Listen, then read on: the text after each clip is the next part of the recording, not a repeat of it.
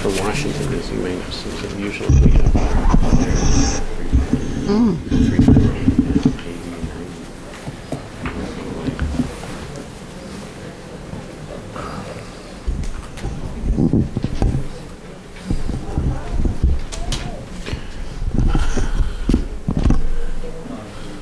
Okay, welcome to the Wilson Center. Thank you for coming on this lovely day when you could have been on a park bench sunning. My name is Mark Moore. I'm a program associate in the Asia program at the Wilson Center. And I'd like to welcome you to our program. I thought I'd start off with summarize an op-ed in last Friday's Washington Post by Robert Kagan, the noted political commentator, who said something like this: ideology matters again. Kagan he's talking about Russia and China in the article, and he calls them autocracies. And he poses the autocracies versus the democracies for a future world order. And he comments that the power and durability of these autocracies, meaning Russia and China, will shape the international system. The world is not about to embark on a new ideological struggle of the sort that dominated the Cold War, but the new era, rather than being a time of common values and shared interests, will be one of growing tensions and sometimes confrontation between the forces of democracy and those of autocracy. American and European policymakers say they want Russia and China to integrate into the international liberal order. But it is not surprising if Russian and Chinese leaders are wary. Can autocrats enter the liberal international order without succumbing to the forces of liberalism, he asks. Afraid of the answer, the autocracies are understandably pushing back. With some effect, autocracy is making a comeback. And Kagan concludes that all this comes as an unwelcome surprise to a democratic world that believes such competition ended when the Berlin Wall fell. It's time to wake up from the dream, he warns. Well, Kagan is not a China scholar, so I decided that it was very necessary to have some China experts appear here and talk about their opinions about where China fits in the world order, and specifically what the Chinese feel about where they fit into the world order. First speaker today is, to my right, is Susan L. Shirk, who is a professor. You have their biographies. Susan has many titles, so I'll just point to one of them. Professor of Political Science at the University of California, San Diego. Dr. Shirk served as Deputy Assistant Secretary of State in the second Clinton administration. And among her most recent publication, which she informs me is selling very well in China, and I hope you're getting royalties. No, not in China. Oh, in China, in the U.S. It can be translated in Japan right now. Whoa. And Taiwan. Look out, yes. Well, that's important. Is China the Fragile Superpower? And among her other publications are How China Opened Its Door, the Political Success of the PRC's Foreign Trade and Investment Reforms. To my immediate left is Jeffrey W. LeGros, who's Compton Professor of World Politics and Chair of the Department of Politics at UVA. We say no more. He is the author of Rethinking the World, Great Power Strategies and International Order, and the editor with Melvin Leffler of To Lead the World, U.S Strategy After the Bush Doctrine, which is forthcoming and should be very interesting. And among his most recent articles are What China Will Want, The Future Intentions of a Rising Power, which is very good for today's topic. My far left is William A. Callahan, who is currently a Woodrow Wilson Center Fellow, so he didn't have to travel far, just from his office on the third floor, to be here today. He's also Professor of International Politics at the University of Manchester in the UK, but he does not have a British accent since he comes from New Jersey. He's, and I do too. He's the co-director of the British Inter-University China Center at Oxford University. Among his most recent books is Contingent States, Greater China and Transnational Relations, and here at the Wilson Center, he's working on his next book, Security, Identity, and the Rise of China. And without further ado, Susan, the floor is yours. Well, thank you very much, Mark. It's a pleasure to be here at the Wilson Center with you. Mark and I, for quite a long time, have worked together in the past on the Northeast Asia Cooperation Dialogue, the Track 2 security dialogue for Northeast Asia that the institute I direct, the UC Institute on Global Conflict and Cooperation, has been leading since 1993. So it's really nice to see you here. Thank you for the invitation. Well, I guess what we're doing today is this very challenging job for a bunch of three academics to actually try to make predictions and project China's role in the world into the future.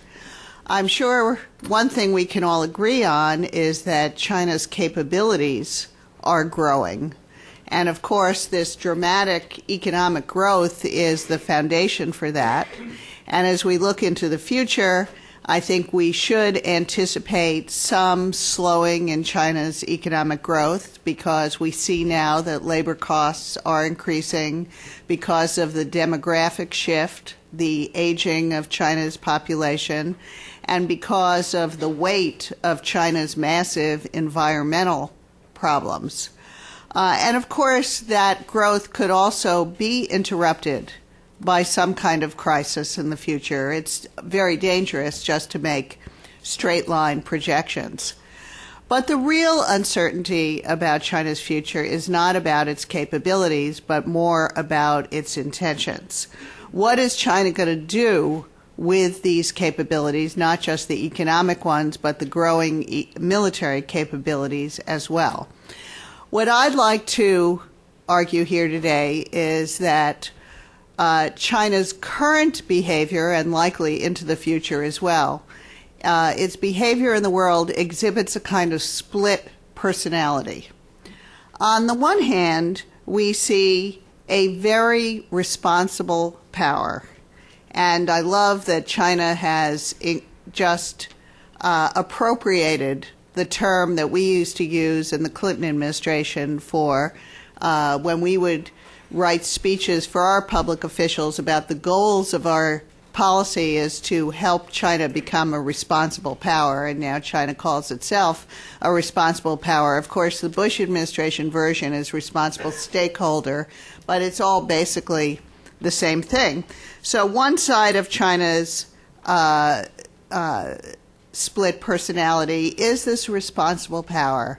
I am very impressed with the constructive and cooperative approach to many world problems that China exhibits.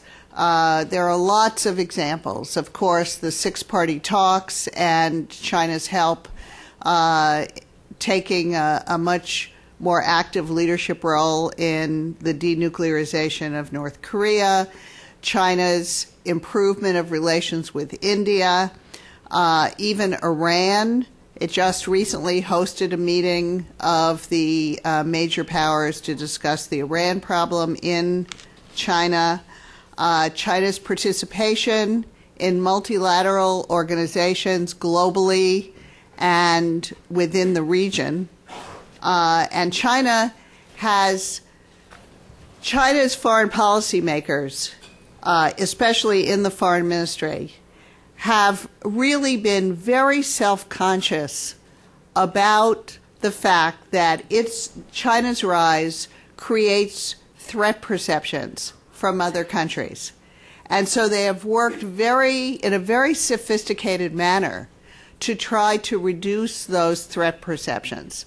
They know that simply using words to say we're not a threat is not credible, that they have to demonstrate they're not a threat through their actual behavior. And I think it's very interesting the way they have used multilateral institutions in the Asia-Pacific region as a way of trying to signal to other countries their friendly intentions. Yes, they are more powerful, they are rising in power, but their intentions toward their neighbors are friendly, not hostile. And of course, these multilateral institutions still do not have a binding quality. You know, John Eikenberry makes the very interesting argument that the United States, as it was a rising power after World War II, it managed to reassure other countries that American power was not going to be threatening to them by creating this whole network of international organizations with rules. And so basically we're tying our own hands so that other countries would see that we're not a risk to them. China hasn't quite gotten there yet. We don't see these Asia-Pacific multilateral institutions having a binding quality. I think it'll be very interesting to see whether or not they recognize this and move forward to create a kind of more institutionalized, more binding institutions in the region as a way of reassuring their neighbors and the United States as they grow in power. Now,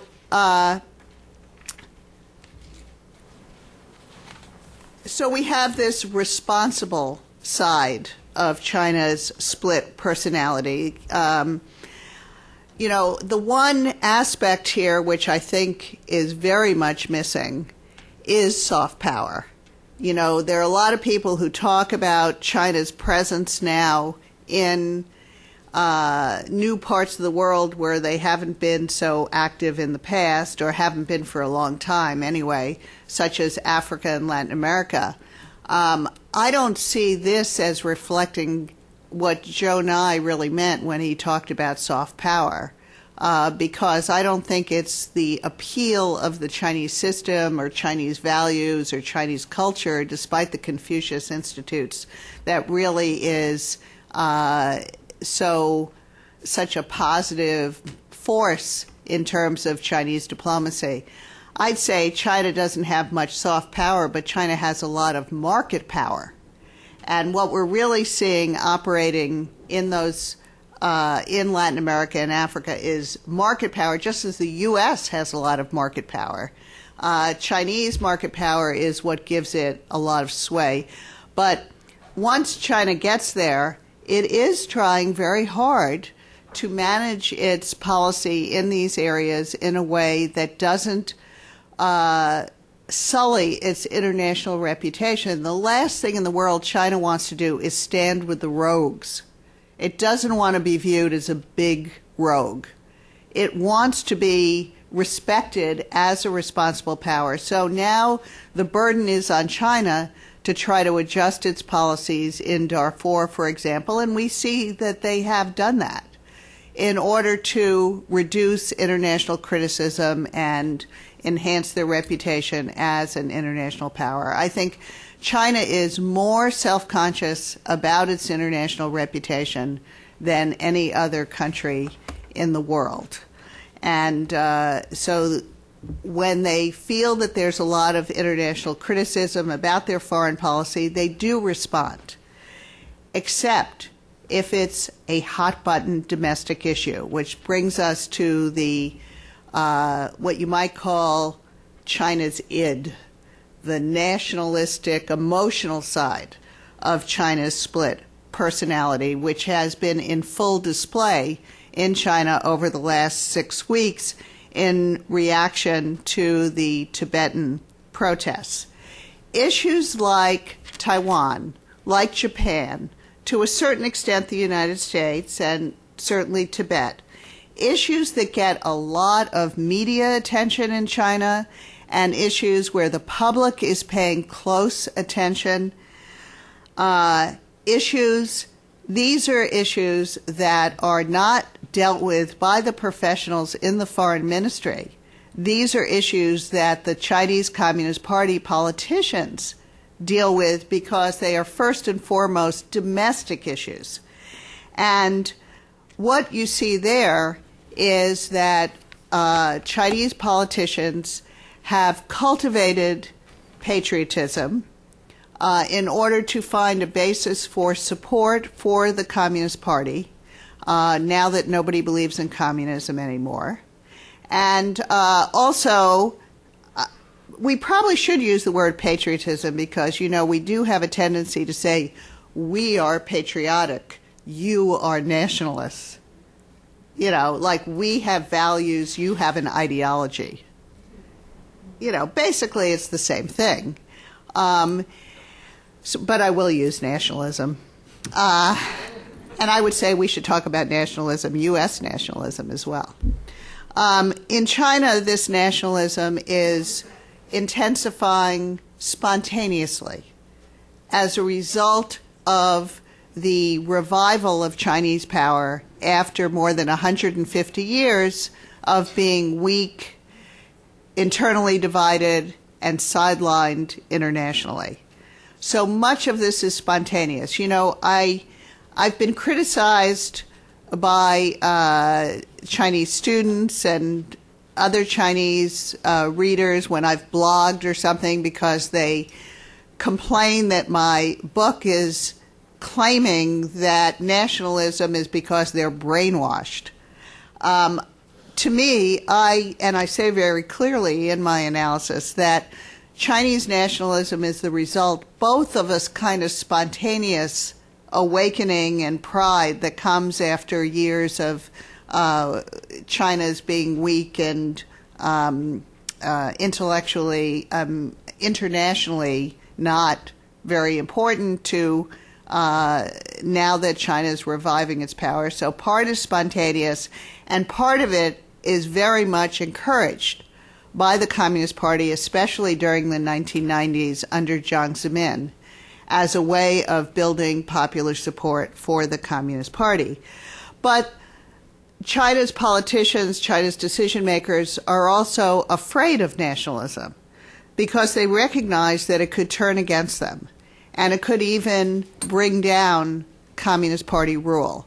Of course, this is what happened with the previous two dynasties, the Qing dynasty and the Republican government. Both of them, you could argue, were brought down by opposition movements in which the very specific discontents of different urban and rural groups were fused together with the powerful emotional force of nationalism.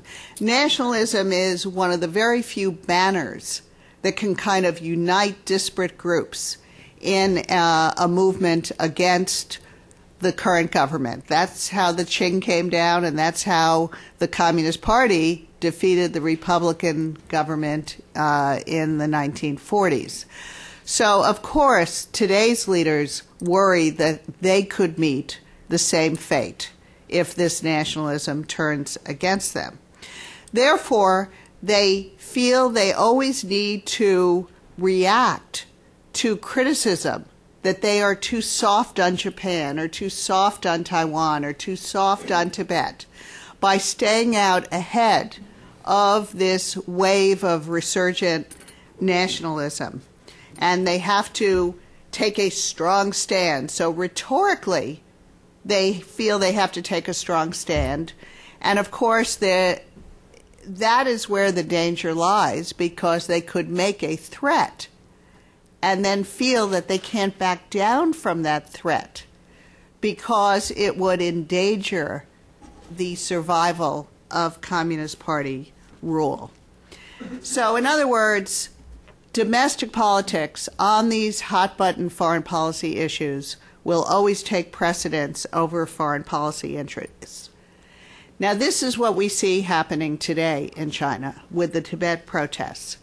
And I think that the fact that after the Tibetan protests turned violent on March 14th, the internet started burning up with criticism not only of the Dalai Lama and the Tibetans, but of the Chinese government for its feeble response to the protests, and of criticism of the Western media. The Chinese government immediately reacts, tries to get ahead of this by embracing those positions and making them its own. You know, I was just in China last week, and I spoke to a very senior foreign ministry official.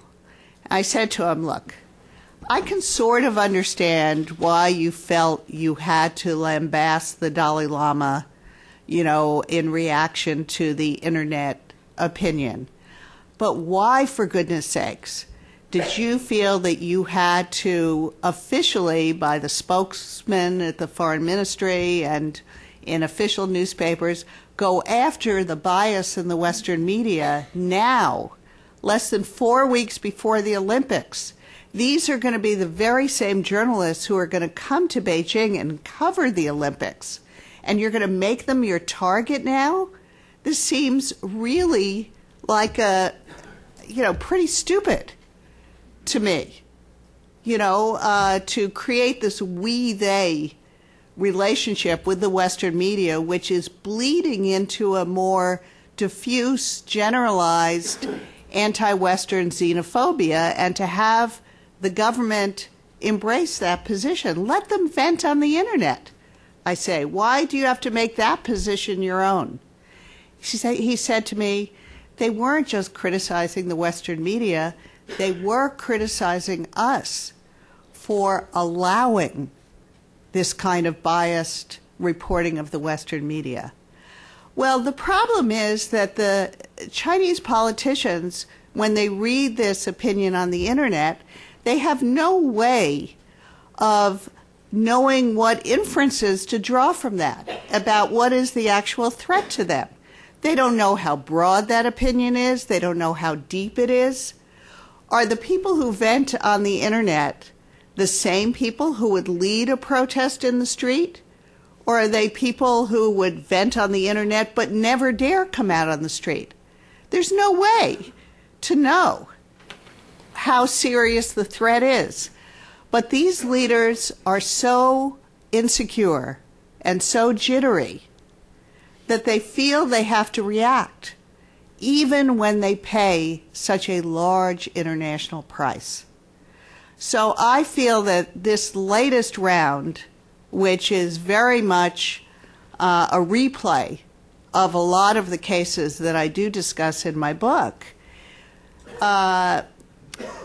brings me to the depressing conclusion that A, domestic politics will always trump foreign policy interests for China, that the leadership, despite their tremendous success of China's accomplishments, is still extremely jittery and reactive to nationalist public opinion as articulated on the internet, and that this is where the danger lies, not in China's strength, not in China's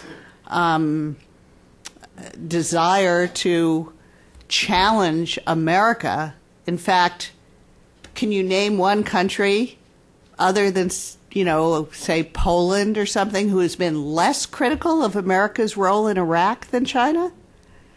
I mean, the Chinese government would like to rise without provoking a clash with the United States or with other important countries. But the question that worries me is whether or not it is domestically sustainable in the face of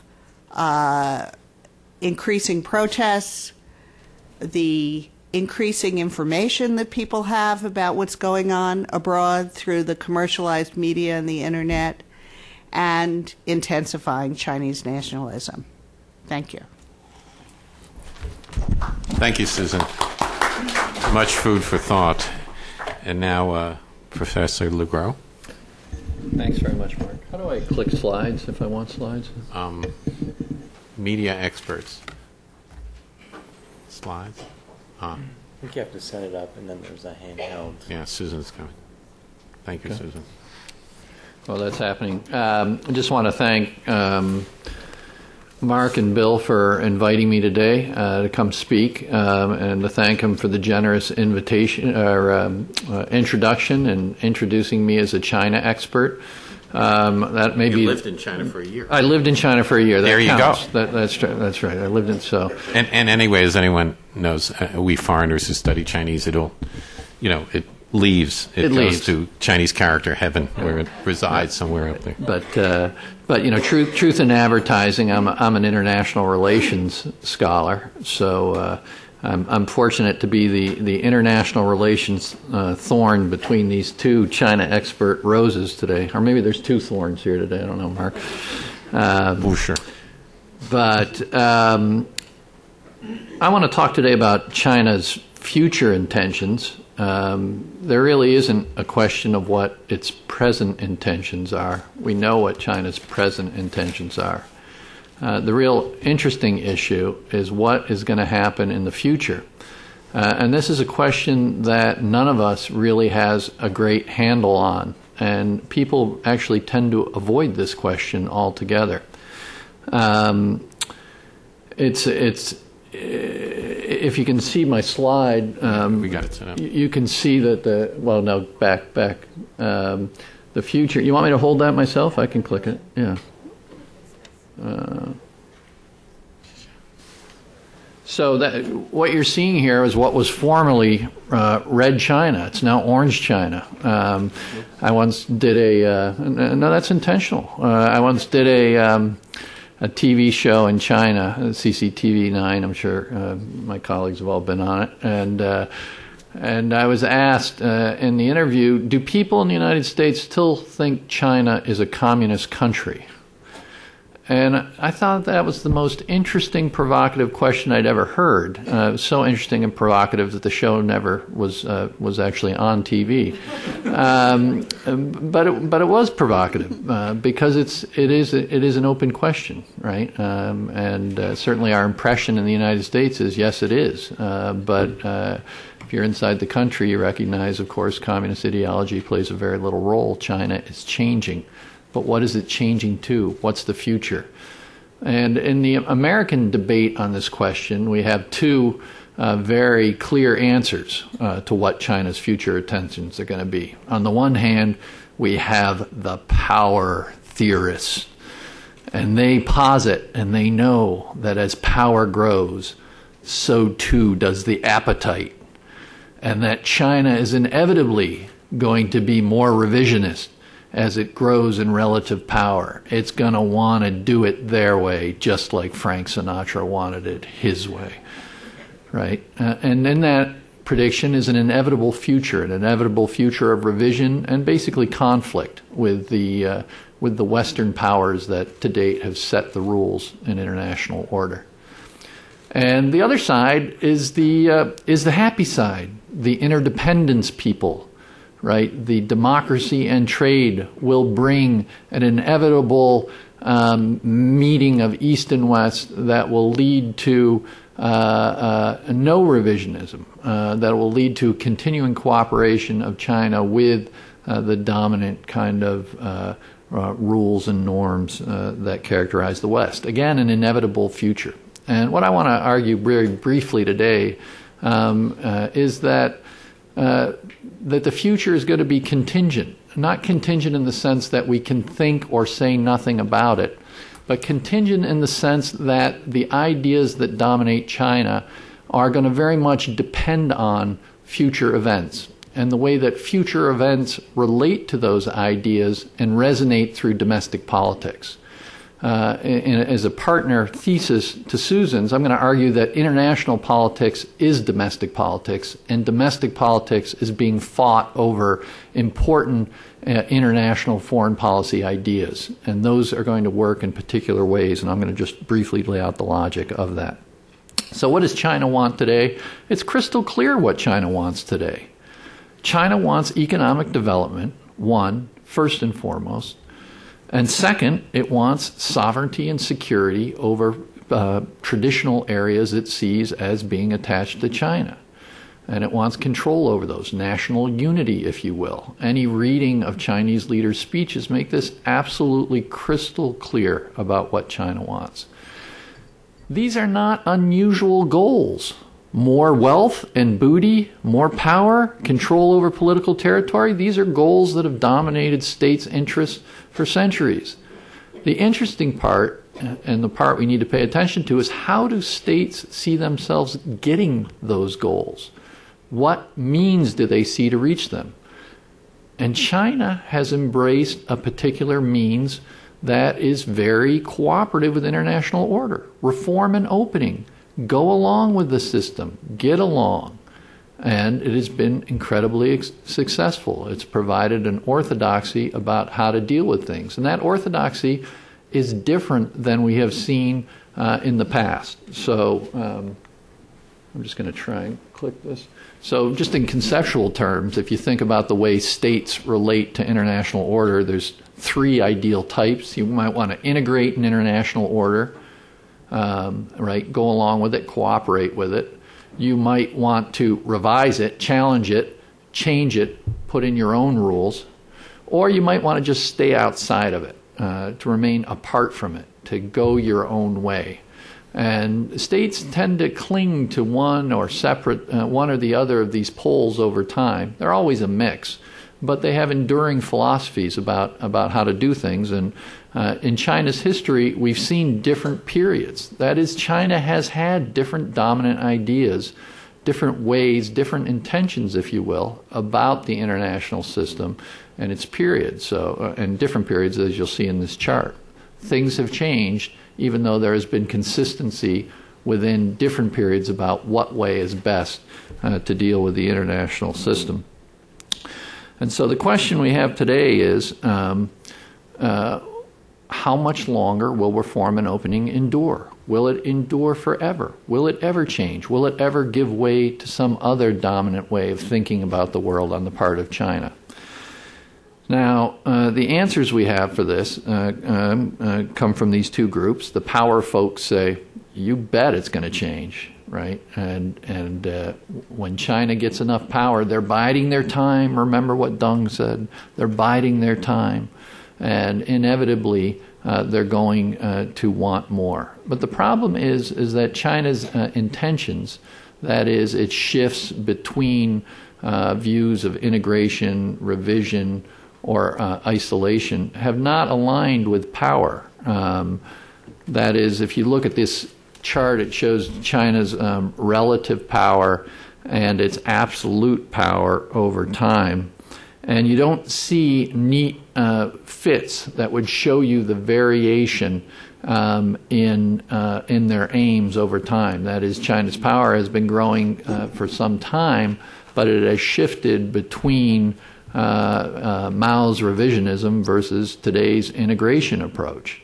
A similar view in terms of relative power has been relatively stable, growing in recent years, but aims have not shifted, and you can't attach aims to those particular power shifts. Why? Because it isn't simply about relative power, but it's about how relative power relates to internal ideas that leaders use to justify their rule. Similarly, in the free trading account, China's interdependence has been growing for some time, but you can't point to easy shifts in ideas related to interdependence or to the possibilities for interdependence. And what we know, of course, in the past is that growing interdependence does not inevitably lead to views that are favorable for integration in international order. Think of Weimar Germany or Taisho Japan, and it certainly has not been the case in China as well. And why is that? Because interdependence itself is a choice. It's not a fact. You have to opt for it. Okay, and those opting for it can be reversed. It's not to say power and interdependence don't matter. Again, I want to come back to my central point, which is that power conditions, relative power, and economic interdependence and engagement with the world are channeled through the dominant ideas that exist. And let me just talk a little bit about how that works. Leaders, of course, justify their rule on particular policy programs, and no policy program has been as more important in China than its development since 1979. And much of what the leaders have done and are doing is inevitably tied to foreign affairs, right? So China has stood up, right? One of the main claims to legitimacy of the Communist Party in China, a very credible claim. China has stood up. It's accomplished something. It's protected its unity. Economic modernization. China has modernized the country, right? So what happens is when these doctrines become vulnerable is when the expectations they generate, when the justifications leaders make based on them are seen as not credible. And they're not credible when expectations are not matched by results. And here I mean when the expectations of why policies are pursued meet results that are not desired. When people deviate from these ideas or the results don't match in a happy way, no one pays attention, right? So think of what stock markets. When is the last time you can remember a special commission, governmental commission, put together to investigate completely unexpected rises in the stock market? I don't think there's ever been one. Completely unexpected drops in the stock market? Oh, expert commissions are put together right away, investigations are launched. Something is wrong, right? So it's when things go wrong and expectations are high, right? This is when ideas are undermined. What are the expectations built around Chinese foreign policy today? 8% growth and national unity around these areas, such as Tibet, especially Taiwan.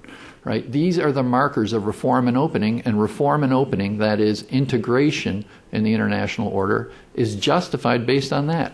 Comrades, these policies are good because look what they're doing. We're growing a ton. Comrades, these policies are good because look what we're doing. We're using these international institutions.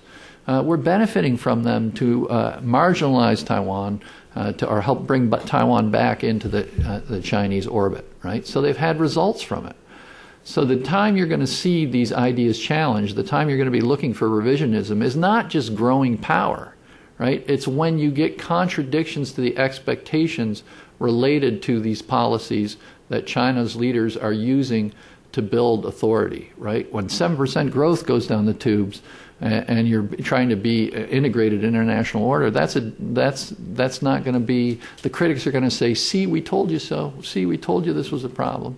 Right? If China's control of these other areas is put in dispute because of its interaction with these international institutions, because of its cooperative policy, the critics, and there are critics internally, they're hard to find, but they're there, right? They're challenging what's going on, are going to say, see, we told you so, we shouldn't do it. So ironically, the danger is not when China is rising. The danger of revisionism is if there is an abrupt downturn in that rise. That's when things are going to get dangerous. Okay, so a change. You don't get changes in ideas simply based on contradictions. There have to be replacement ideas. You have to have something to replace the old ideas with. So, for example, under the Qing dynasty, under late Qing period, it was clear the old ideas weren't working, right? It was clear China was in deep problems in the 19th century. But there was no real successful effort to really modernize, to shift courses, because there really was no alternative mindset that had any political clout behind it. So you also need to have an alternative idea that has political clout behind it. So the question is, if reform and opening comes under critique, if it comes under assault, what is going to replace it? What's going to replace it? This is the most opaque part of Chinese politics. And what I know, of course, I know from reading people like Susan Shirk and others, where you get glimpses of it and talking to people in China. But there seems to be roughly 3 alternative positions you might think about that could replace what we have today. One is the position of the right. And the right's position are those who are even more eager to liberalize politically and economically. They want to be even more aggressive. They want to loosen the system even more. Okay. A second is the left. What do they call it? The new left. You see it in various shades. Those who are critiquing reform and opening. We've gotten too far away from our socialist system. The inequality is bad. Right? We shouldn't be going along so much with this international system. It's ruining us. It's ruining who we are and what we are. A very potent critique given the inequality within China. And it's obviously a critique that has bite because there's been some reaction to it, right? We don't just talk about well-off society anymore. We talk about harmonious society. We pay attention to this thing of inequality. So this is a powerful alternative school. A third is what we might call a what one recent writer called the neocons, but it's those who want to. They're not anti-capitalist. They're not anti-modernization. They're not anti-involvement in the international system, but they're wary of it, and they want to restore China's place in the world, and especially in Asia. It's kind of a neo-tributary type of mindset. They're nationalist, and their goal is more focused on Asia and restoring China's place in Asia, even if it's at the expense of some of the cooperation with international order.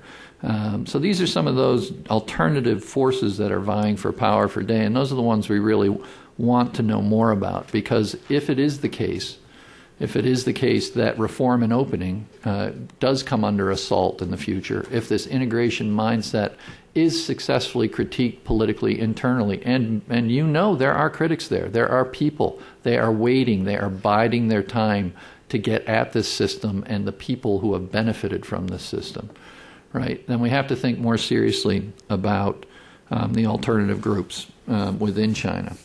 So China's future, yes, we do need to heed power, and we do need to heed economic interdependence. There are powerful forces shaping China. But we also have to look closely at how leaders justify their policies, the popular expectations those policies create, and how events are going to interact with those policies in not totally unexpected ways to either solidify them and continue them, or undermine them, opening the way for a potential change in what has been an integration view. And so what I would close on, again, this link between international and domestic, right? So the people who talk about power and economic interdependence have shook hands and agreed on hedging. Let's settle on hedging. We'll do it all. And I would say that our hedging has to be of a different type as well regarding domestic politics. We also have to hedge in terms of the types of ideas that may replace reform and opening, and pay a lot of attention to the development of those ideas within China and the political power they may one day come to have. Thank you.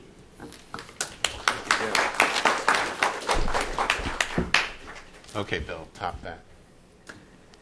Not bad. No pressure. No pressure. I guess I need to set up my Okay. PowerPoint.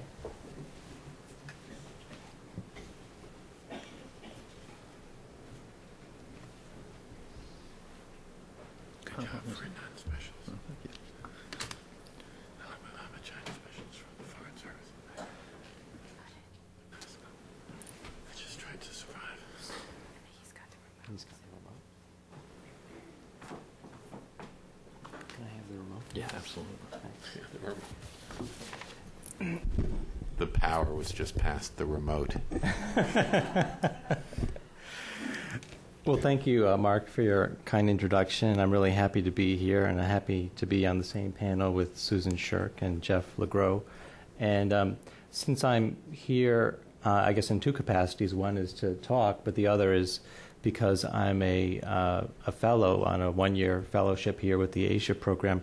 I'd also like to thank Bob Hathaway, who's in the audience, who's the head of the Asia program. I've had a really good year, and I've learned a lot, and hopefully my book will come out soon.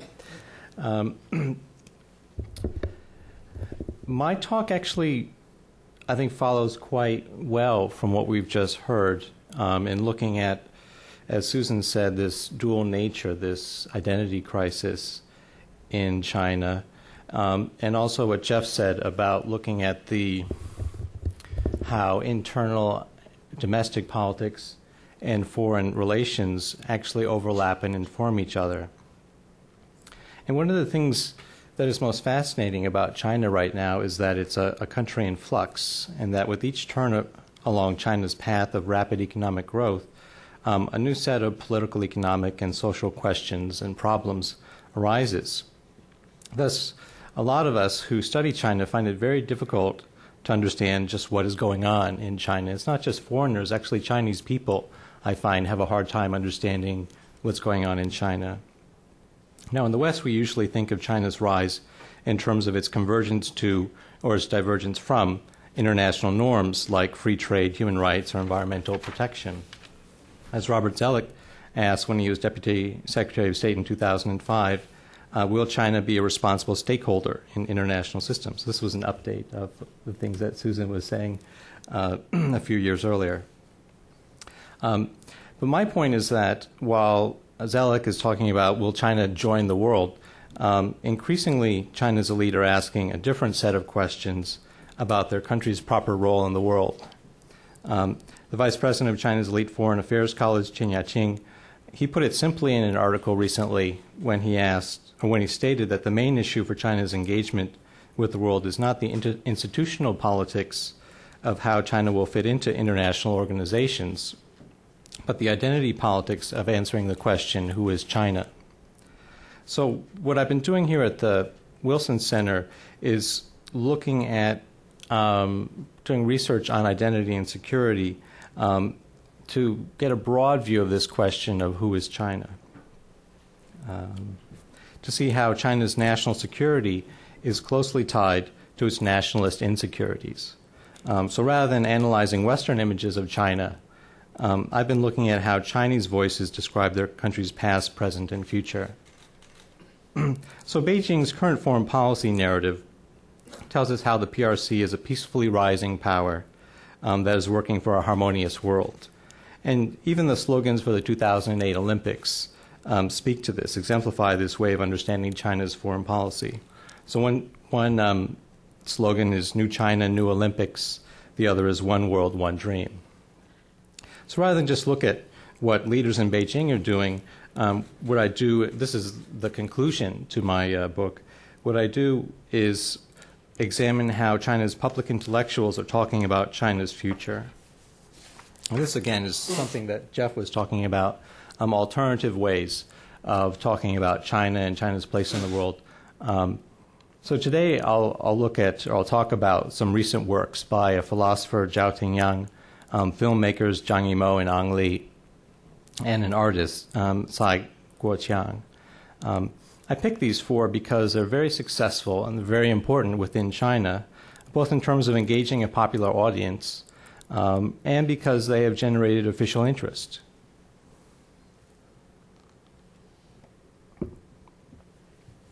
Many are actually hugely successful outside of China. Ang Li and Cai Guoqiang actually are residents of New York City. But all of them are playing for both a global audience and a Chinese audience by using a distinctly Chinese ideas to address universal questions.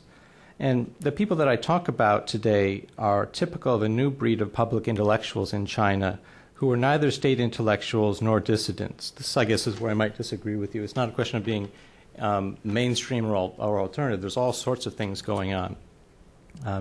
So some people, they're neither state intellectuals nor clearly dissidents. They're what some people call unofficial, or not non-official, they're non-official intellectuals. Although the works of philosophy, film, and art that I will talk about today use different media to discuss different topics, a few themes come out. They're all talking about what it means to be Chinese and how China fits into the world. Most focus on the state and state power and talk about world order and world institutions. Civilization and barbarism, war and peace, order and chaos, unity and dissent, conquest and surrender, creative destruction, art and violence. So you see there's a certain trend that most of these artists talk about, intellectuals and artists talk about. They use Chinese history and culture to think about how China can be a great power in the 21st century. But as you'll see, my conclusion is not very encouraging. I found that these public intellectuals generally focus on identity as difference, about how China is different from other countries rather than sharing things either in Asia or across humanity. That they often employ stark Cold War-style distinctions between East and West. They have a fascination with power as the exercise of control and violence. and that living abroad does not necessarily temper these views. So first I'll look at some trends in Chinese thought. I guess this is what Jeff would call the neocons, or the new conservatives, new authoritarians in a way.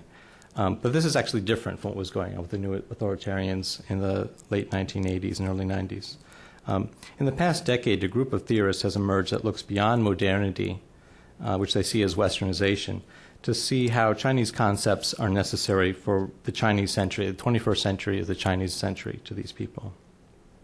Zhao Tingyang's book, The Tianxia System, The Philosophy for the World Institution, which came out in 2005, is a prominent example of this trend.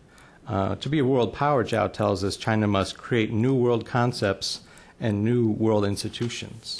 So he's not just talking about new things for China, he's talking about new things for the whole world. To do this, he looks to the traditional concept of Tianxia, which literally means all under heaven, but also means empire of the world, and sometimes it means China itself. Zhao works at the Chinese Academy of Social Sciences in Beijing, but his goal is to reach a broad audience, and it seems that he has the ear of policymakers too. So he's not just a philosopher in an ivory tower, he's very much engaged in trying to guide policy, influence policy. For him, Tianxia describes a global unity that is geographical, psychological, and institutional. There are no physical or ethical borders in Zhao's all-inclusive Tianxia. And he says that Chinese philosophy is useful because it can turn enemies into friends, and that's his goal. So rather than criticizing China's civilization barbarism distinction, which keeps coming up again and again, it's an imperial idea that just kind of keeps percolating up. And it percolates up in I think 3 of the 4 works that I look at today. He argues that this civilization barbarism example is still useful for thinking about future world order, as is Imperial China's tributary system. Zhao thus provides the Tianxia system as a solution to the world's problems. It's a hierarchical system that values order over freedom, ethics over law, elite governance over democracy and human rights.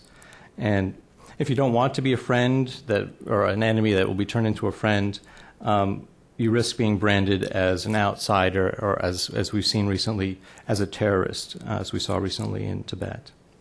While Beijing says that China will peacefully rise as a responsible power within the present international system, and that's what the Ministry of Foreign Affairs is doing, I agree with Susan on that entirely, the success of the Tianxia system shows that there is a thirst in China for Chinese solutions to world problems, especially when they promote a patriotic form of cosmopolitanism. As Zhao says, Tianxia is a utopia with practical applications.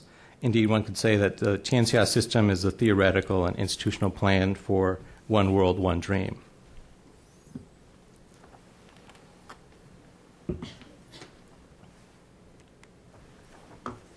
Okay. Now I want to shift from academic to popular culture to compare Zhang Yimou's film Hero with Ang Lee's Crouching Tiger, Hidden Dragon, because they both address grand issues of war and peace, identity and difference. While Zhao's Tianxia system is about world order and world institutions, Hero is about war and peace, order and chaos, conquest and surrender. Again, the focus here is on the state and state power. The film's narrative is based on a historical myth or historical story about the unification of China under the first emperor of the Qin dynasty. It's actually topical because the film is about the transition from the multi-centric warring states period, which many have compared to the current Westphalian world order, to a universal empire of Tianxia. Tianxia itself is mentioned throughout the film in ways that are strikingly similar to Zhao's Tianxia system. The film concludes with the assassin being transformed into a hero when he decides not to kill the emperor, which is much like Zhao's goal of transforming enemies into friends. The lesson drawn is that the individual has to sacrifice himself and his kingdom for the greater good of the Tianxia Empire, because, as the hero reasons, quote, only the king of Qin can stop the chaos by unifying Tianxia through conquest. Once again, China's identity and security are determined by a distinction of order and chaos. Unity defines security, and diversity is seen as dangerous dissent. The goal is one world, one dream, rather than a multiplicity of worlds and dreams. And Zhang Yimou important because he's not just a filmmaker, he's in charge of the opening and closing ceremonies for the Beijing Olympics. So his view is actually endorsed by the government in Beijing. Conversely, Ang Lee's Crouching Tiger, Hidden Dragon deals with civilization and barbarism. Again, this dyad keeps coming up, but deals with it in a different way. Civilization and barbarism collide when the two characters in a subplot named Xiao Long and Xiao Hu meet in China's northwest borderlands. This is not just an issue of identity politics either. The Shanghai Cooperation Organization was founded to control the flow of these minority populations across national borders in Central Asia. The encounter between Xiao Long and Xiao Hu and between civilization and barbarism is instructive because it states the traditional logic seen in Zhao's Tianxia system before blurring civilization and barbarism through sex, love, and finally mutual respect. After wandering around the beautiful desert together, that's what that picture's about, Xiao Long and Xiao Hu come to love and respect not just each other, but each other's way of life. But the ending of the film is ambiguous. It's not clear how and where they can live together, how and where civilization and barbarism can live together. The two can only come together again far away from the civilized center in the barbaric borderlands in a remote martial arts academy. Rather than asserting a cultural or an institutional unity like the Tianxia system or Hero, Crouching Tiger's fruitful ambiguity helps us question the limits of national identity in China. Indeed, here, Chinese identity is not located in the imperial capital of Beijing, but in various translocal centers of activity. Lee's work thus challenges the idea that China's strength lies in unity because violence here is converted into respect by encouraging difference. My last example is about Tsai Guoqiang, who does what many people call explosive art. There he is. Tsai is celebrated on both the Chinese and the global art scenes because his, quote, creative transgressions and cultural provocations have literally exploded the accepted parameters of art making in our time, unquote. His curator is very enthusiastic about his work. Right now he has an exhibit at the Guggenheim Museum in New York. Tsai is also a key example of a non-official artist who is outside the Chinese artistic bureaucracy but still occasionally works with the Chinese state. Right now, he is in charge of the visual effects for the 2008 Olympic ceremonies. Again, he works with Zhang Yimou. Tsai's explosive impact is not just more metaphorical. He's most famous for using gunpowder creatively. And this example is from his early career in China. He experimented with gunpowder in painting to explode the conventions of literary art. At least that's what they said. He later played with Chinese icons like the Great Wall. Here he's extending the Great Wall by 10 kilometers through fireworks. And since he came to the U.S. in 1995, Tsai has created huge pyrotechnic displays that evoke joy and wonder for huge audiences. So this is for the local audience. A pyrotechnic tornado on the Potomac for the Kennedy Center's Festival of China in 2005. Did anybody go and see this? Yeah? Okay. Tsai also does official fireworks displays in China.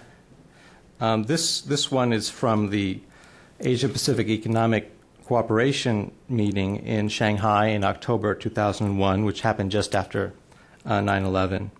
And he actually worked with people and with cities after 9/11 to use his art in a therapeutic way. So some people call him a shaman as well as being a showman who uses fireworks for healing. The Chinese word, we're always told, for fireworks literally means fire medicine. And he deployed it as a response to terrorist attacks in New York and Madrid. His work is thus described as creative destruction. So like Zhao, who is challenging what he sees as a Eurocentric IR theory with his Tianxia system, Tsai challenges the art system by adding a critical eye to the globalized art world. Now I actually have two questions about what is creative what is creative in this creative destruction, what this explosion is opening up. First, what is the target of Tsai's criticism? And secondly, doesn't creative destruction also entail destructive creations? The first question, well, Tsai's art opens up space for different interpretations. I see two main ways of understanding his art.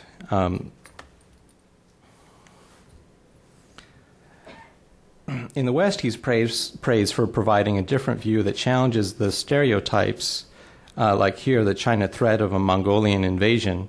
It's called Cry Dragon, Cry Wolf, the Ark of Genghis Khan. I can explain it in the questions if you want. It's very kind of abstract. But we're told that he's challenging the stereotypes that we use to understand China and Asia. Yet in China itself, Tsai's art is seen as patriotic and in familiar ways. He shows how a Chinese intellectual can succeed in the world by criticizing the West. So while Tsai blows up Western icons, here you probably can't see it very clear. The Twin Towers are on the left and the Statue of Liberty is on the right. And this is the thing that he has numerous pictures of blowing up the World Trade Center in the late 1990s. So while Western icons are blown up, Tsai embellishes Chinese ones. As I said, the Great Wall is not blown up. It's actually extended by another 10 kilometers.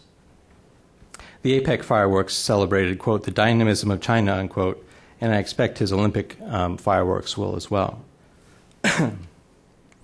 More to the point, when Tsai faces political criticism in China, he tends to back off. This sculpture is called Rent Collection Courtyard, and it generated a lot of controversy in China because people thought he was making fun of a Cultural Revolution sculpture icon, socialist realist icon. He said he wasn't. But what is curious is that this Rent Collection Courtyard is prominently displayed at the Guggenheim Museum in New York, but when the exhibit travels to Beijing this summer for the Olympics, they're taking out the Rent Collection Courtyard. That the Chinese officials don't want it, and he doesn't want it in there either. So I guess my point is that he's not very interested in having a critical view of China. I also have an aside here. I took my landlady to the exhibit in New York last month, and she was very upset about this Rent Collection Courtyard because she sees rent collection as a natural thing because she collects it from me. It took me about an hour to figure out why she was upset. It was close to the end of the month. My second question is about the relation between creation and destruction.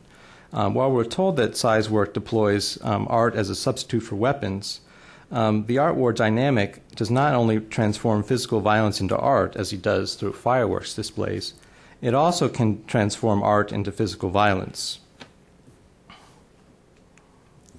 Indeed, there's a lack of art war balance in Tsai's work. He uses a host of threatening Chinese icons, like this tiger, and his work is littered with weapons. When asked about his favorite book in 2002, he chose one called Unrestricted Warfare, which sinologists know because it's by two colonels who talked about asymmetrical warfare and how to attack the U.S. Like Zhao, Tsai is interested in a Chinese-style utopia, but rather than looking to classical China for Tianxia, Tsai looks to revolutionary China to celebrate Maoism and the Cultural Revolution. The Cultural Revolution is described in the exhibition's catalog as, quote, the total aestheticization of politics, society, and everyday life, unquote. But the Cultural Revolution certainly did not convert violence into art. Rather, it shows how aestheticized violence converts art into physical violence. That the Cultural Revolution was about violence as an artistic expression in a lot of ways. It's not just in China. We saw this in 9/11, which was not just planned to blow up the Twin Towers. Al-Qaeda planned it as a spectacular for a global audience, which it turned out to be and continues to be a very visual image. Tsai thus engages in a radical critique of Western values, but has only a rather tepid critique of China, I find. Regardless of our aesthetic judgments of his work, because I feel kind of like a Philistine here, but we need to appreciate how the violence of Tsai's art is going in the opposite direction from official policy in China that celebrates China's peaceful rise as a responsible stakeholder. Now, how far can we push Tsai in this context? Can we use Tsai's aesthetic of creative destruction to understand foreign policy? Does a harmonious world actually include a dynamic between peaceful rises and violent falls? Now, to conclude, I would say that we need to take a wider view of China, and that's what I've been doing here, is trying to get away from official sources. I mean, I use official sources and respect them, but I think we need to supplement them with other sources, including these public intellectuals. We have to be careful, of course, not to overinterpret the meaning of a particular work or the influence of a particular public intellectual. That's why it's important to take a reasonably varied sample of what's going on in China. But I do think that when we hear slogans like "One World, One Dream," we should ask which world and which dream. Certain themes definitely emerge from this sampling of academic, popular, and artistic culture, and again, they go in different directions from how the Chinese state talks about China and the world. These works generally focus on identity as difference in a way that distinguishes civilization from barbarism and China from the rest of the world. They thus redeploy a stark Cold War-style divisions between East and West, not just in terms of policy, but in terms of things that are much more difficult to change, their view of culture. They also show a fascination with power as the exercise of control and violence, where unity is the goal and diversity is seen as a security threat. Living abroad in the diaspora does not necessarily temper these views, as we saw Tsai's work celebrates violence and conflict. All tend to celebrate and aestheticize violence, which could, of course, have two contradictory effects. On the one hand, by aestheticizing violence, we could cathartically dissipate it, to kind of use it as therapy. But aestheticizing violence could also work in the opposite way, to numb people to actual physical violence. Well, it's common to understand China's recent outbursts of aggressive nationalism by looking to the activities of China's angry youth. It's important to note that these public intellectuals are all middle-aged. These examples show that the anger and the sense of injustice seen in China goes beyond youthful exuberance. It's thus necessary, I think, to look beyond official texts to carefully analyze and understand this considerable anger, which is seen as righteous rage in China. Ang Lee's film is actually the exception to this enduring theme of state violence found in the work of other public intellectuals. And it's fascinating to me that it's a hopeful film, Crouching Tiger, Hidden Dragon, and hope appears in the film only when we leave the imperial capital and move to a remote mountain. So this suggests that the answer to the question, who is China, the question I asked at the beginning of my presentation, that when we answer that, when students of Chinese foreign policy answer it, we also need to get out of Beijing more to explore what the rest of China is thinking and feeling. Okay, thank you, Bill. And I thought Crouching was just about people flying on wires. Okay, now it's your turn. Ask them some questions. Okay, let's start in the back there. First, I would like to thank you very much for a very informative presentation. If you could state your name first and affiliation, please. My name is Nguyen Minh Hong. I am a professor at George Mason University. Thank you for very informative presentations. My questions are addressed to Professor Shirk and Professor Legros. The first one related to talking about China Rise. I would wonder if you would care to comment about to what extent China Rise is a challenge to America. Number two is that I take from Professor Legros when he said that what does China want? China wants sovereignty and security over a traditional sphere of influence. Recently, there's a splat in the Philippines over the so-called confidential agreement between China, Vietnam, and the Philippines over the Spratly Island, exploration Spratly Island. to what extent China rise and these activities in the Pras-Island tribe with the cooperative aspect that Professor Shuk was talking about China rise. Thank you. Go ahead. So I took the two questions to be, does the United States see the rise of China as a threat? And I would have to say that it is there are some, of course, who if you're in the power school, you definitely see it as a threat. And if you're in the interdependent school, you're more hopeful about the possibilities, but you're certainly worried about whether you can hang your hat on that hook in the future. And this is all, of course, premised on China's continued rise, right? But I think there's also a lot of people who are hopeful about China and recognize that whatever way you look at China, you are stuck with China now. We are in a bargain that cannot be unraveled. That bargain has to do with security and has to do with economics. And it has to do with the Asian, at least the Asian order, if not the international order. And that there's only one way to deal with it, and that's to start engaging in a very serious sense. So even what might be considered a more conservative government in the United States, the Bush administration, is going to a lot of effort to have the various assistant secretaries of state talking with their Chinese counterparts about the entire world and how to work together. This is stunning. So I think it's that I've often gotten different. Not being a native, not being a Chinese speaker, or even being able to approach it, the only thing I get out of my Chinese speaking is "nar," where. And I'm trying to get to the airport.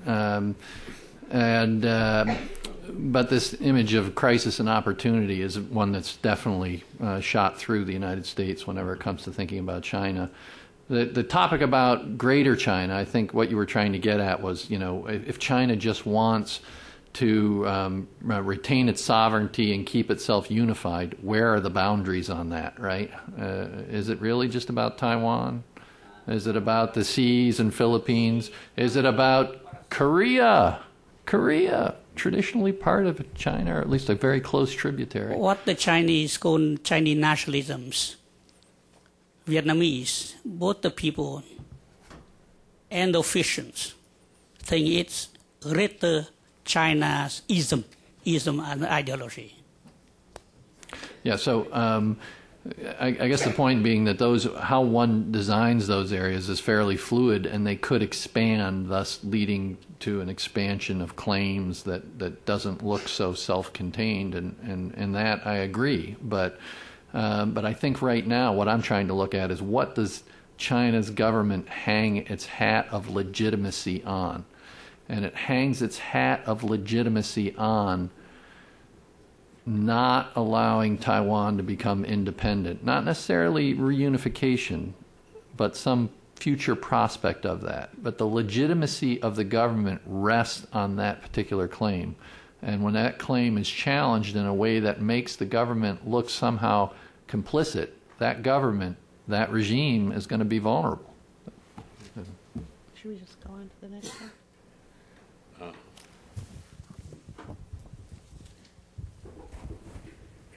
My name is Stephen Shore. I'm with the PBGC, a domestic federal agency. In terms of Taiwan, is there any objective coverage in the People's Republic of what is going on there? And do people overtly or discreetly advocate Taiwan as a model for the future of China? Some people do, and there is a regular TV show that covers Taiwan domestic politics. I was actually pretty impressed with how objective it was. So I'd say there are two angles on Taiwan democracy.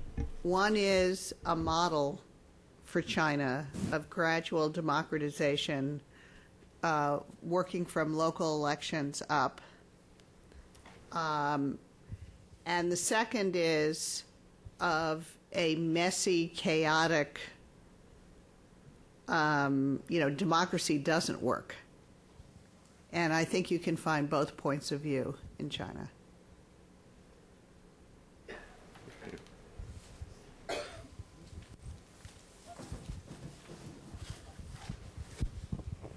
Thank you very much. I'm Yan-Qin Song from Tsinghua University and now visiting in George Washington, and I learned a lot from your speeches as a Chinese. My question is to Professor Shirk. I think last time in Brookings you mentioned that the Tibetan issue is such a hot issue that actually Chinese government has no proper way to resolve it. The only way is to shift the focus of international community from Tibetan issue to Taiwan issue through strengthen the dialogue and bring and getting closer to the Taiwan's new elected authority. But the current situation is Chinese government has restarted its dialogue with envoy of Dalai Lama, but at the same time, Ma Ying-jeou shows a very strong position to China's Chinese government actually. So my question is, do you think how independent you think the Chinese government can make their foreign policy, keeping them away from the nationalism? And for the Taiwan issue, do you have any further suggestions? Thank you.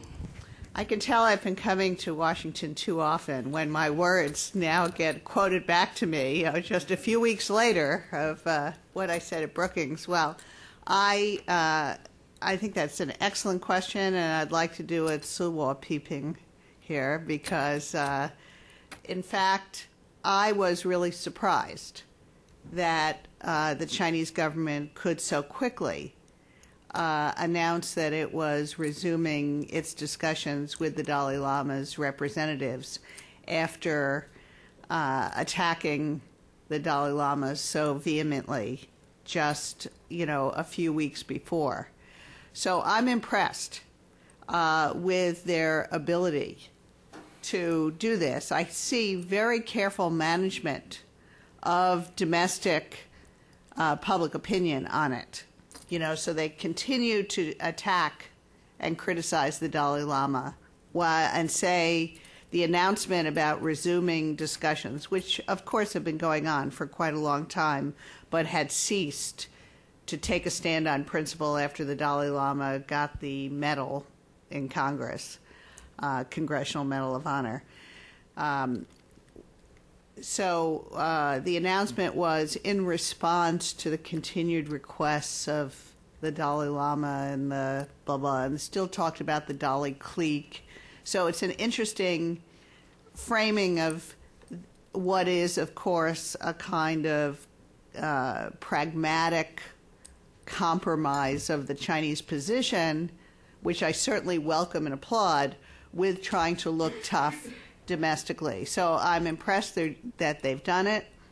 I am very curious to see whether anything substantive comes out of it. Of course, I'm kind of pessimistic about that. I think it would be hard to do, but I also thought it would be hard to start talking to them again. So I was wrong about that, and I hope I'm wrong about something substantively coming out of it. As to Taiwan, I think what we see happening is both sides moving toward resumption of the economic dialogue. I certainly welcome that too. I think it's in the interests of both sides, and I don't know that Ma Ying-jeou is taking such a tough position. He's trying to protect himself in terms of his own domestic politics by choosing a head of the not Straits Exchange, the what? Mainland Affairs, thank you. Mainland Affairs Council, who from the pro-independence party, but I think that's just smart domestic politics. It's sort of the Nixon to China thing, and it makes it more likely that we'll see this dialogue actually move forward successfully in the future. see. Okay. Hi, this is also for Susan Shirk, if you don't mind. Your name? My Allison Slack at CSIS. In the longer term, how will potential political reform in China interact with this spontaneously growing nationalism that you've talked about? What does that mean for the region and for the United States? Well, on the one hand, it's Jack Snyder and others have argued that although democracies are more pacific, more peace-loving, democratization, the process of democratization is dangerous because once politicians start competing electorally for votes, there's a tendency to use nationalist appeals, and you can get a more strident anti-foreign nationalism during that period.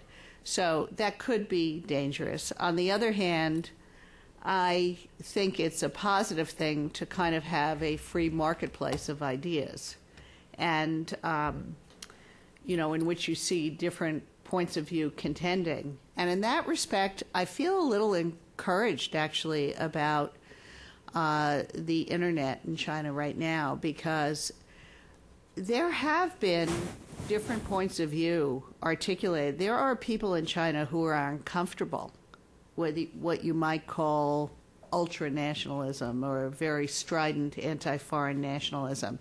And there was one interesting comment posted that shows how you have to frame your point of view in this context, which is someone said, after September 11th, the United States became ultra-patriotic, and look where it left the United States, what it led to. So China shouldn't make the same mistake. So it's interesting because you can say, by criticizing the U.S., you can make your point that we should have a kind of more cautious approach. So if there is a more open political arena, on the one hand, I would predict that nationalism would continue to be, and might even be heightened in a way that would not be easy for other countries to respond to and for foreign policy makers to manage. On the other hand, if you have a real open marketplace of ideas, the media, different NGOs with different points of view, in the end, I think that would be a positive thing for China's role in the world. Okay, this gentleman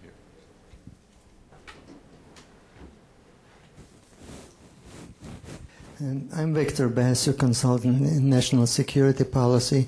About a year ago, Steve Weber published an article in the National Interest, and the title of that article was "A World Without the West." And he considers three principal powers behind it, that is China, Russia, and India. Indeed, in Asia especially, now there is a network of PTAs, preferential trade agreements, which bypass the World Bank and the conventional Western institution. Is this a goal, if not at present, perhaps in the future, that China wants to have a world order of its own, an international system of its own, where it would be predominant, and to push the West to the side of it? It's a question for Professor Legro and for actually all Chinese experts, for that matter. Do you want to start? Well, I mean, that's the question that I've been thinking about as well. And that's why one of the things I got out of reading some of these IR theorists and philosophers who were doing just what you're talking about, trying to dream about what would happen, how China would order the world if suddenly, or not suddenly, if China was the most powerful country in the world. And that's what I find curious, is that rather than thinking of new ideas or new arrangements, there is a very strong attraction to imperial ideas from the Qing dynasty in particular, as I said, about seeing the world in terms of civilization and barbarism, seeing international relations not as between equal states, but as a hierarchical tributary system. Now, this isn't to say that, I'm not saying that that's what people in the Ministry of Foreign Affairs or the Ministry of Defense are saying, but these ideas are just percolating around Beijing and Shanghai in particular. And I think we have to take them seriously. The main weakness of these ideas is that they don't tell us how to get from here to there. And the people that I've been reading are very deliberately ambiguous about their ideas, because they know the more they say, the more potential problems and criticisms their ideas are likely to generate. And it also relies on a very, to use IR theory, a very realist notion of power and ideas and culture, that if you are the strongest country in the world, of course, your culture will be the strongest and everybody will have to fall in line. But I don't really see international politics working that way anymore. There are so many centers of power now, both within states and outside of states, that I don't see any state, whether it's a Chinese state or some other state, being able to dictate how the world runs. Can I say something? Or did you want to go? Yeah, I was just going to say that I don't think there's any question, and maybe there is a question, but there is an alternative view out there today that one might say Chinese diplomacy is using, that we're the unhegemon, right? Product differentiation. We're not about telling you what to do within your country. We're about good economic growth, really dramatic economic growth, if you want to go that way. And we're really for democracy in international relations. And this is a view that has a lot of appeal, and it does point to particular advantages of Chinese diplomacy today. And I have no doubt that China would prefer to have a different type of setup in Asia, and is helping to build that setup today. But I'd also point out that, if we looked even if you had access to the highest level internal circles of China about what China's future intentions are going to be about international order, you wouldn't get answers that are going to tell you anything definitive, because China is changing by the very actions it is taking. And the involvement in multilateral institutions has suddenly led to a large constituency among internationalists in Chinese foreign policy. The large involvement in international trade has led to large domestic constituencies with an interest in that type of policy, right? Engaging thoughtfully and skillfully, which China has done, international diplomacy has led it to different policies in the Sudan and Burma most recently than it would have picked otherwise. So China's future intentions about order, I think, are going to look different than they do today. Will they look Western like the West looks today? Absolutely not. But they will surely look different in terms of their visions of order. Yeah. So just. She'll pass you covered. Okay, Bob. Well, I'm Bob Kapp, an independent consultant. I guess I have a question for all three of you, and that is, to what extent do you need to have perspective on your own society when you look at somebody else's society? I mean, to me, I can't look at television, except for Jim Lehrer, because it is so drenched in violence that it leaves me very, very pessimistic about the nature of it. Talking about political commentators? Well, yes, I think Lou Dobbs and Mr. Caffrey fall into that category. But verbal violence is a part of it. But in other words, as we look at some of these flamboyant examples of Chinese artistic expression, which seem to glorify violence and so forth, yes, there have certainly been artistic traditions in the modern totalitarian era since the beginning of the 20th century, in which art glorifies violence. I mean, the Nazis did it, the Japanese, Italians did it, but do we have to have some sort of perspective on ourselves as we make these observations? The problem with the dialogue and the discourse in the United States now is that the very act of saying what I just said leads 80% of the people in the room, normally, not perhaps in this environment, but in the highly charged political discussion of China in the United States, the minute you raise that, you're into either moral relativism or you're into, you're to loving your subject too much, that is, to being too much in love with China. So that's the first one. And the only other one is a question that was put to me by a U.S. government official earlier today, and that is, we don't know whether China sees the world in comparative terms, and the United States in particular, in comparative terms, whereby the game is a zero-sum game, or whether China sees the world in a more open-ended way. That was what my government official friend said to me today. Professor Legros is absolutely right.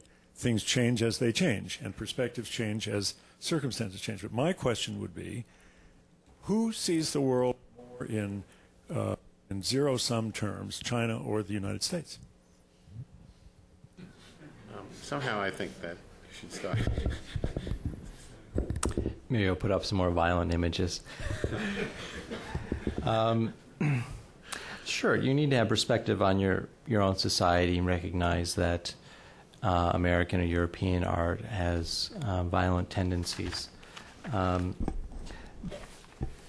But the result of that has to be that there's more discussion of it, not less, because often that argument uses, oh, you can't criticize China and Tibet because look at what you did to the Native Americans. And I say, yes, look at what we did to the Native Americans. Let's talk about that as well as talking more about Tibet, for example. Yeah, I'll just stop there. Pithy. Maybe, did you want to take on the zero-sum views? Well, I do think that we have a lot of misperceptions in the United States that are rooted in the fact, misperceptions of China, which lead to zero-sum thinking, because we view China the way we viewed the Soviet Union during the Cold War as a security threat, and that's combined with the way we viewed Japan as an economic threat in the 1980s. You put them together, and you've got U.S. views of China. So that's why it's just very, very difficult for our political leaders to handle these views of China. And I think it's important for those of us who work on China to try to help Americans understand, A, that there are a lot of moving parts in China. It's not just China, the Chinese. It's a very pluralistic system. The future is wide open. And everything we say and do is going to resonate through domestic politics in China. So we really better be smart about it if we want to prevent a new Cold War or even worse. So, and I know that Bob will agree with me about this, that in the past, it was really easy for our political figures and commentators to take potshots at China, and it was for free, cost-free. No real cost, so we could just sort of make ourselves feel good and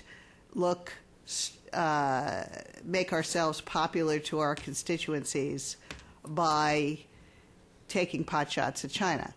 It's no longer cost-free. So we should be very selective. We have to recognize that what we say and do is going to resonate inside China, and we should really pursue policies that are going to really improve the situation in China, and not just things that make us feel holier than thou and superior in a cultural or ideological sense. So I think it's no longer cost-free. And we need to think about that. For one thing, as is evident from this Tibet situation that if, for example, to boycott the opening ceremony and to infuriate the Chinese public is, to my mind, the wrong thing to do, because we don't want to alienate Chinese public opinion against the United States. The Bush administration, in my view, for 8 years has just sort of run roughshod over public opinion in all sorts of countries in the world, and I don't think it left us in a very good position. I don't think we should make the same mistake with China. Yeah, my quick response on the zero-sum question, very, very provocative question, right? So my colleagues, international relations specialists who study things like rising and declining powers, the best argument out there, of course, we in the U.S. say, oh, we're fearful of the rising power, going to challenge the system, going to start a war, but the historical pattern is it's actually the declining power that is much more likely to start wars. So this zero-sum view has particularly fertile grounds in countries that see their futures diminishing. And I've been encouraged to read that in China there is actually people who are studying not how do we handle China's rise, but how do we manage American decline. This is a thoughtful question and an approach that one could see moving beyond a zero-sum view, but a very important one. It's not just managing China, it's managing America. Wait for the microphone, please. Milton Kotler, Kotler Marketing. Apropos your point, Jeff, last year the first accredited course in public relations was offered at Beijing University. So I don't believe it's the jitters, Susan. The Chinese do not. Beijing does not understand public relations. They have not moved from propaganda to public relations, and it's largely because the media industry is still closed or is restricted industry. As that industry opens, the technology transfer of public relations from the U.S. to China will be enormous, it'll be fast, and China will sweet-talk its way into the constitutional integrationist order of human rights with little substance but very effective public relations. And they will talk to Tibet for the next 50 years, just as we've been talking to the Israelis and Palestinians for 50 years. And all diplomats understand that the power of diplomacy is how to keep talking for 50 years without accomplishing anything. But that rests on public relations, and that technology is being transferred, and I think was first used on this Tibet issue when they realized the benefit of saying, we'll have a dialogue. Well, actually, public relations is booming in China as a discipline and a graduate study, and in fact, journalists I know are worried that China has jumped straight from propaganda to public relations, not going through journalism. So the media, public relations, all this is very hot in China right now. And I think you have a very interesting take on... In companies, not well, actually, they created this whole State Council Information Office for their international PR. I agree with you, they don't do a particularly good job of it, but they have gotten more sophisticated. They're training spokespeople. Did you know the Ministry of National Defense is about to have a spokesperson? Look out. And will have regular briefings, just as the Ministry of Foreign Affairs has briefings. Oh, okay, the gentleman. Well, my name is Sasu Uehara. Used to be in the State Department, now long retired. I came to this talk here mainly to hear Professor Callahan. I thought he was going to be the center. The other two people, I had not heard of you before. Sorry. But that's all right. you give a very interesting, from my point of view, typical Western analysis. And what I was hoping to hear from Professor Callahan, I'd like to ask you to be a little bit more specific, is what are the Chinese thing? I personally, I've lived in Japan, I've worked on Japanese affairs. I think the Chinese, for instance, in their subconscious, we will recreate the imperial grandeur of an earlier dynasty, not Qing, Tang. That is what we would like to see because that spread around the known world at the time. So I'm asking you, Professor Callahan, what do you think, quite aside talking about these movie guys, what do you think they really want to achieve from the Chinese point of view? That's what I'd like to hear. What is their thinking of what they would like to establish? Because I think that they failed in trying to bend the Japanese knee with Koizumi. And that was very, very frustrating from their point of view. Damn the Japanese. They didn't kowtow to us in 1,000 years. We tried to get it back. So what are they trying to do? What are they trying to do, do you think, in their subconscious? Would you venture into that field? Because I think that's rather important for us to understand what they are thinking. I guess I would follow what Susan said as an aside, but it was a very important aside that you can't generalize what China or the Chinese people think now if you ever could. And that's one of the important things that I think all of us are trying to do is to look at the complexity of what's going on in China, how there are many different voices, and it's a cacophony, but it's a very kind of, in some ways, an encouraging, melodious cacophony, whatever. Should just stick to simple words. So while I've talked about 4 people, 3 of whom are dreaming of grandeur in specific ways for China, I made sure to include other Chinese voices from the Chinese diaspora in particular, who have different ways, more accommodating ways of thinking about how China will interact with the world. One of my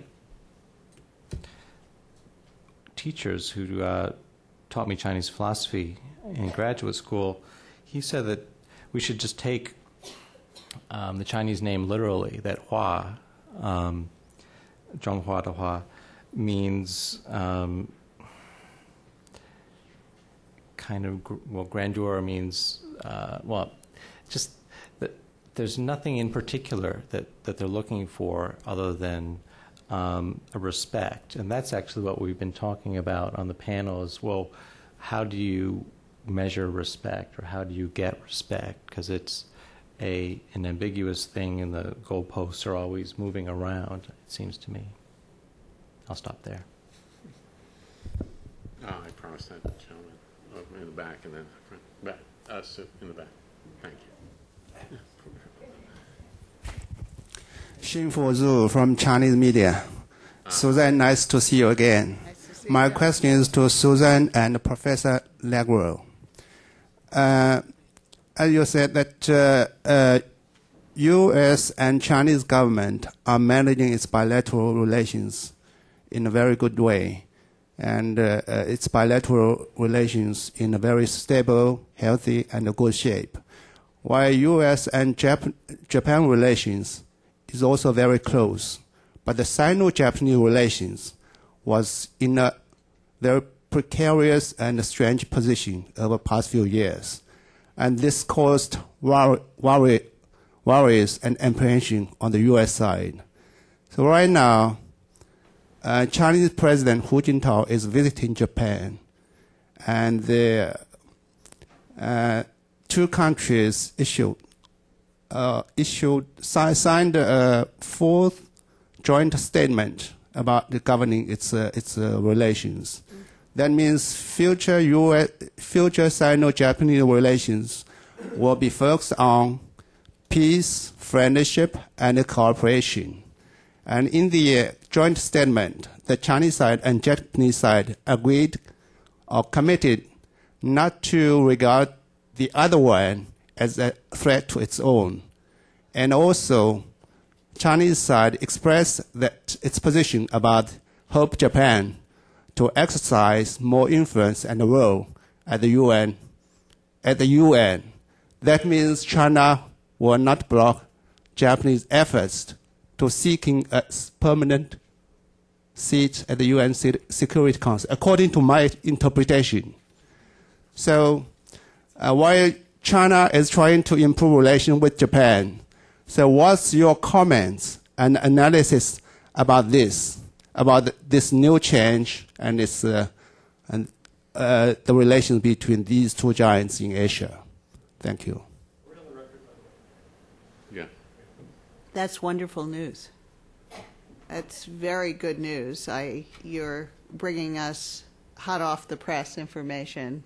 And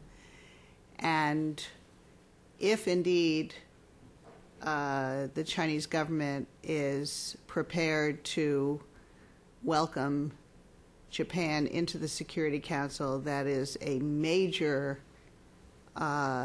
symbolic and real expression toward Japan that it wants to prevent competition and conflict with Japan in Asia and in the world. And I would give 5 stars to Chinese diplomacy to be able to do that, especially in view of the public opinion which, as they saw back in 2005 when you had anti-Japanese demonstrations in approximately 30 Chinese cities, this is very strong. So if you are reporting accurately, I think it's big news and very positive news.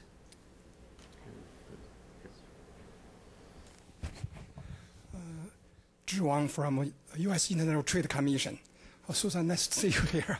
So I have a question, follow your comments on China is not just one unit. We're talking, it's very different with the Mao Zedong time, even Deng Xiaoping time. It's populism, even in the elite of the political leaders. So I know definitely notice a lot of new face in the new leadership right now, even from the overseas Chinese. They stay overseas for more than 10 years, working in the government or industries. Right now, for example, Chen Zhu is the Minister of Health, Public Health, and the other is Wang Gang in the Ministry of Technology and Science. And you see this part, the returning Chinese students play more and more role in China's decision making.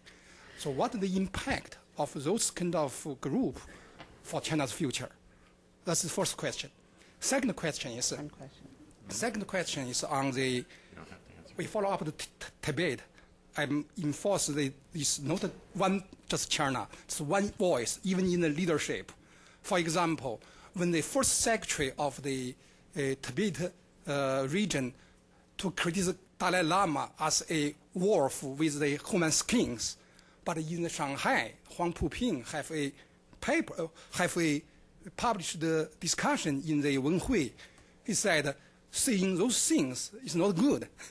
So that's you see the difference inside the political elite. So what are your comments on this? And also, anyone in the panel will know what are the major block points for the Dalai Lama's representative talking with Chinese leaders. What is the major difference? For Taiwan, we know exactly what happened there. But for Tibet, I think most people don't know why this talking for a long time cannot get a resolution. What is the major block points? Do you have any knowledge on just this? On the Tibet question, we're having a program July 29th, so Okay. we'll answer it then. Okay. On the first 2 points about senior officials with overseas experience, I think that's a very positive thing. Just as I think it's a positive thing when we have public officials with overseas experience. So it's not because I think America has all the wisdom, but I think exposure to different points of view, helps expand the vision of Chinese officials. So I think that's great. The current leadership does not have that, and I think it would be a very good thing to have more of it in the future. The second point about pluralism, I think that's really positive too. And it's not surprising that the Tibetan officials, the officials in the Tibetan Autonomous Region, sound the toughest because, of course, they're the most defensive because they're the ones who've been carrying out a failed policy. And the fact that Shanghai expresses a different point of view, they're the ones who want to integrate in the world. They don't want to emphasize the we, they. They want to take a more cosmopolitan and a more pragmatic approach. And I think, as I said earlier, when you have different points of view on the internet and in political life, that's a very, very healthy thing for China, and it's something that the U.S. should recognize and respond to positively.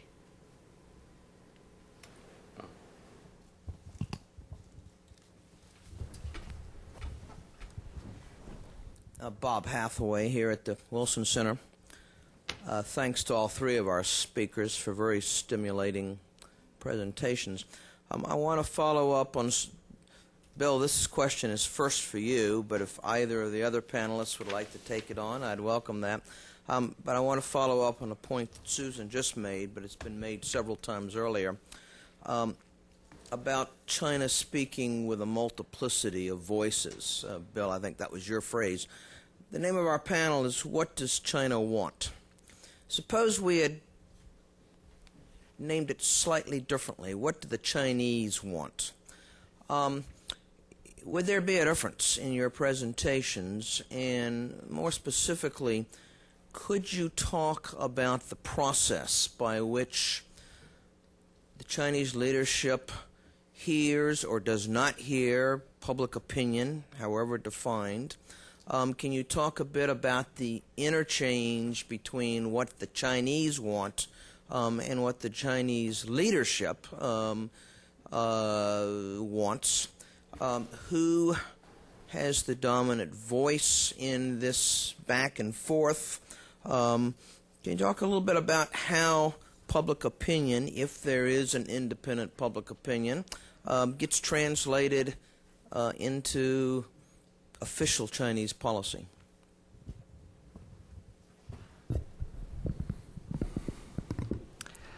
Thanks, Bob. Those are actually difficult questions. Thanks. And we have 4 minutes left. That's the $64,000 question of the where is public opinion, what is public opinion, and what is the influence of public opinion now? Because most analysts do recognize that Chinese policy, including foreign policy, now has to respond or take into account what people think in China. I think that the public opinion, or that this, usually when we talk about Chinese nationalism, and especially after things like the Tibetan demonstrations and the violent aftermath, it's usually a debate between people who think of it as a top-down process where the Chinese state is instrumentally using propaganda and education to brainwash the people, or a bottom-up where it's spontaneous Chinese feelings, that Chinese really have these long memories, especially about things like World War II and the Nanjing Massacre.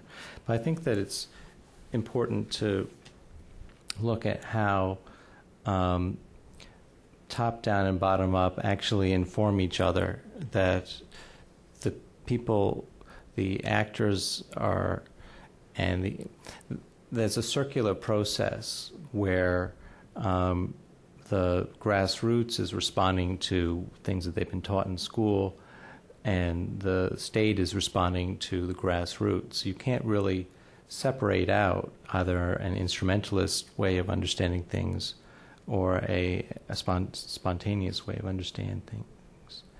I have a feeling that if the media in China was not as strongly opinionated on things like Taiwan and Tibet, that the Chinese people would not care so much. Maybe it's a misconception, but when I was doing research for a book I published a couple of years ago on China's relations with Hong Kong, China's relations with Taiwan, and to some extent China's relations with Tibet, I found that Chinese people in the eastern part of China, the Han Chinese that most of us think about when we talk about China, actually were not that interested in Hong Kong or Taiwan or Tibet as places. They weren't interested in them as a site of a slightly different society, or perhaps a very different society in Tibet, or it wasn't a cultural issue. It was always the sort of thing that Jeff has talked about. It was a sovereignty issue, that Hong Kong is ours. It's Chinese. Taiwan is ours, and we need to get it back. Tibet is ours. We're never giving it up. And that beyond that, I didn't see much interest in these three places because they were on the margins, both geographically but also mentally. So I guess I get the feeling that if people stop talking about Taiwan and Tibet in very zero-sum ways, then the populace in China would care a whole lot less. But I'll stop there. Yeah, I mean, I would just say that it's a brilliant question, and so if you take every question you just answered, I would say that we know very little about those things in the United States as well. So what do Americans want? Let a bazillion flowers bloom. Right. The question is not, I think, what individuals want, but how individual preferences that are spread in some distribution across the population are aggregated. And as we know, those mechanisms of aggregation play a huge role. Right? So if it was one person, one vote in China today, would China be so open to the WTO? I doubt it. The interesting part is, I mean, I think you're right, and I think this is the popular misconception about hierarchical authoritarian governments is they don't care about the populace opinion. They care dramatically about that opinion. But like in the U.S., they not only care what people think, but they care how they can manipulate what they think as well. So our polling in the United States is used not only to know what Americans think, but how we can spin, sway, affect what they think as well. And that is certainly a part of China's, kind of back and forth government, if you will. Is that when I was talking about dominant ideas, right? It was dominant ideas that become orthodoxies, but not ideas that aren't based on popular expectations and influenced by those expectations. Can I say one thing? I think in the United States, politicians have to worry about winning elections. In China, they don't have to worry about winning elections. What they have to worry about mostly is collective action that could threaten the future stability, maintaining power of the Communist Party. So that's a different kind of dynamic, and that is a very important difference. It means sometimes they're hypersensitive to public opinion. They can't be, but people have just mentioned a whole bunch of examples from the audience here today about talking to the Dalai Lama's representative, about possibly being willing to support or at least not oppose Japan's membership in the Security Council, about Shanghai officials saying it's a mistake to use harsh rhetoric against the Dalai Lama. All those are examples of political figures that have managed to be a little deaf to public opinion and do something fairly courageous. So I think all that is very encouraging. Okay, we have time for one more question. All right. Oh, yes. The excellent representative from the Chinese embassy. Hi, Susan. Nice to meet you again. Yes, hi. You talk about the Chinese foreign policy and the influence by the domestic politics. Likewise, I wish to know for the U.S. policy, foreign policy, do you think it's also influenced by domestic politics? The example is U.S. policy towards Tibet, for example. Do you think, what's the importance of Tibet in U.S. national interest? And do you think the U.S. policy is influenced by the domestic politics, or what is the consideration? Absolutely. Undoubtedly. I lived through this. I remember in 1997 when Jiang Zemin was visiting the United States, and Senator Helms was promoting some legislation requiring us to appoint an ambassador to Tibet. You know, not seeming to recognize that we recognize Tibet as part of China. So finally the State Department got him to back down on that, but he insisted on appointing this Tibet coordinator. And he and his staff insisted that we announce the name of the Tibet coordinator at the very same time that Jiang Zemin was visiting the United States, which was, needless